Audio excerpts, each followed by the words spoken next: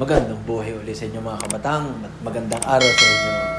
Ay siya, tayo't samahan ninyo ako. Kay papasyal ko sa magandang tanawin din nang hindi lang ako o kami ang magkita ng magandang tanawin dito sa Norway. Sa aming lugar kung saan dito sa Norway. Ay siya at ating umpisahan na. Let's go! Yan, pagmasdan ninyo. Yan ang dagat dito. Yan ay dagat at lawa pinagsama. Tigi kung tawagin dagat lawa. Wow! Hap-hap daw yan kung tawagin. Tigi kung sa Pilipinas yan ay kagandang hulugan ng bayakos pagkakalawak ng palaisdaang yan. Ay kaganda ng bundukin. Ay tigi pag sa mga tanawin ay kagandang pagmasdan. Digi kung sa Pilipinas yan at Pamindoro, digi madami na di ang mga badyaw nagsusugbuhan. At ayan, yan ang mga bahay dito at mga gandang tanawin. Yan, mga bundok.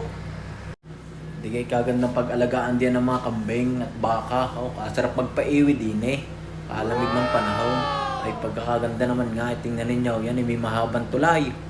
Ay hindi pala ang tanaw. Maya-maya inyong antayan at matatanawan ninyo. Ayan na nga. Yan ang pinakamahabang tulay din ay nakapatong yan sa dagat, sa lawa. Ay siya, tuloy tayo. Tuloy ang inyong panonood. Tuloy ang bange. Ay maganda din kung tawagin runabout. Ay pagkakagandang pagmasdan ay may ilaw. Yan. Hindi ka makakasagi din. Kaganda talaga din sa Norway. Kaganda ng mga daan. Siya, tuloy na ulit tayo. At ayan nga kami dito ay naglusong. Para kami taga-bundok at lumusong kami din sa bayan.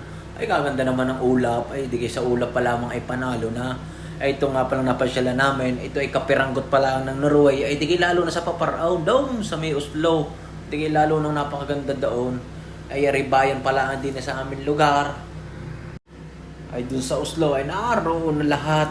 Lahat ng paninday naroon na. Ayan na kami ay lumusong din at nakita nga kami din ng mall yan.